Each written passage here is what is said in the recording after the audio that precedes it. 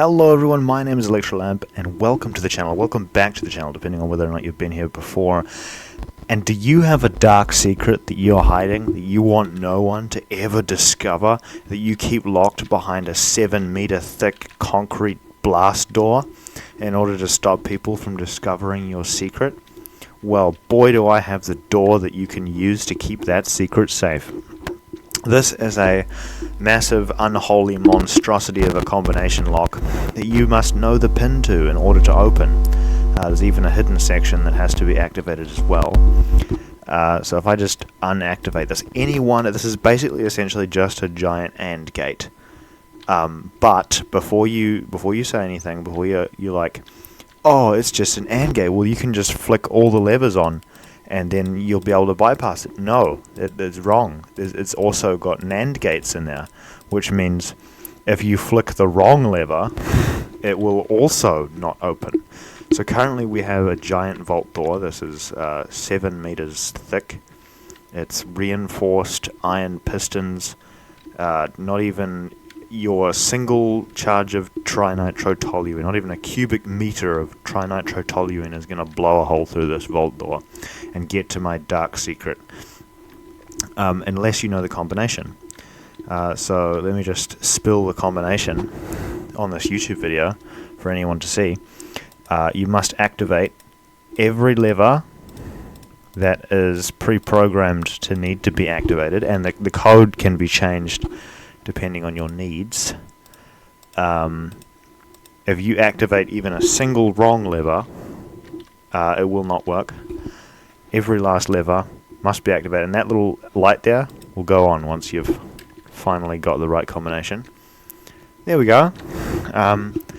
That's the vault open. So you need to flick, what is that, 3, 6, 9, 12, 13, 16, 17, 18 levers need to be flicked, but if even one of these levers is flicked, which is a wrong lever, it will remain locked, which means that if you are putting in the combination and you put a wrong one in and then you get the right combination, it's still not going to open because one single wrong lever is pressed, which is just sort of a reverse AND gate circuit here. And once you've unlocked the door by decoding the secret thing, you can have your blast-proof room here that's protected behind this blast door, where you can keep your dark yeah, you didn't see anything. your dark secret hidden, that no one may find it. And we can go out again, and once we're done, we can go ahead and lock it by either pressing one of the wrong levers, which will automatically close this 4x4x7 blast door, or we can just flick off one of the right levers. Pretty much anything you do here is fine, and we go ahead and flick all of these off so it just looks like a regular big old wall. And if you want to make it even more secure, you can just leave some of the wrong levers deliberately flicked on, making it even more difficult. And since there's a secret hidden one around here, that makes it slightly harder because you can't just have one single screenshot taken of how the levers are supposed to look. You've got to go around, and you could expand this indefinitely. You could make the wall an utterly ridiculous monstrosity. But here's how it works, just for anyone who doesn't know. So essentially we've got this giant wall of torches here, and these are all the ones that you have to flick on in order for it to work. So basically how this works is this entire grid of torches here is fed into 3 separate redstone lines, which are all connected. And then that redstone line is connected to this torch, which is off.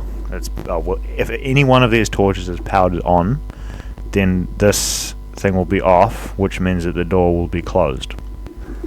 However, there are also that's the same with these little ones here.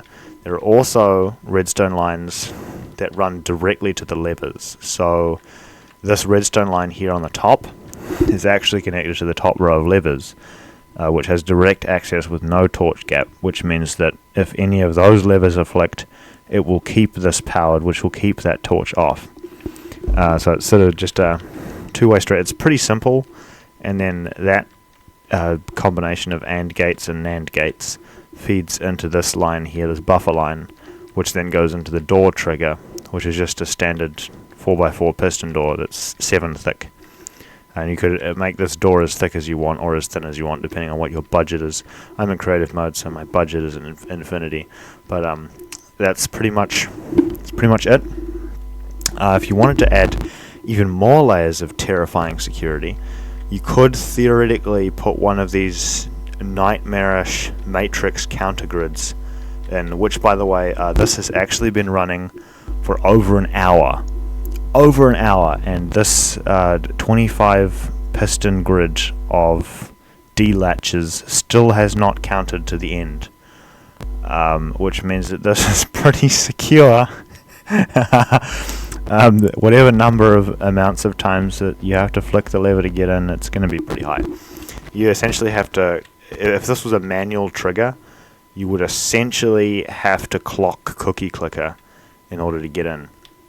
If you wanted to make this real secure, you could add, like, some of these levers could need to be like flicked on 4 times precisely, and then it would lock. But then if you flick the wrong lever, it would reset again, and you'd have to keep track of how many times you'd flicked each lever. And if you get the password wrong, you're kind of stuffed. You'd need a reset button if that was the case, because that would just be an absolute nightmare. But anyway, that's my door, and since we're at the end here, and thank you for watching, by the way, if you've managed to make it all the way through to this point in the video, we will be testing this to make sure that it will keep my dark secret safe, by placing not 1, not 2, not 3, but 4 trinitrotoluene charges together, and activating them all in one go, just to demonstrate that my blast door is indeed blast proof. Not even 4 cubic meters of trinitrotoluene will breach this door, and whoever tried to breach the door will probably be in the void now, because now there's just a hole leading to the void where the TNT was, and the door is still there, still safe, and quite proudly, this door still works, just because of how it's designed. If I go through and I painstakingly flick every necessary lever without flicking a single wrong lever in this grid wall of levers, this door will still operate, despite being half blown to smithereens, meaning you can still get in with your known code. Granted, over here we do have 2 failing pistons, which is actually quite rare, but that's just because these repeaters broke. But as you can see, if I switch this, the blast door is still completely operational. 3 meters of blast door are still intact. We can go ahead and flick that off now, and just to demonstrate that if they're really determined, like they really want to get in, you're still not getting into my base, even with a second attempt. After you've already tried your massive 4 explosion. Okay, maybe you'll get it. You might get in, but if I built the door out of netherite, you would not get in. And let's be real, who carries 5 cubic meters of trinitrotoluene around with them? No one carries 5 cubic meters of trinitrotoluene around on their person. That's just ridiculous. My blast door is perfectly secure by my blast door. Thank you for watching. Have an excellent day or night, and I'll catch you in the next one if you stick around. Goodbye.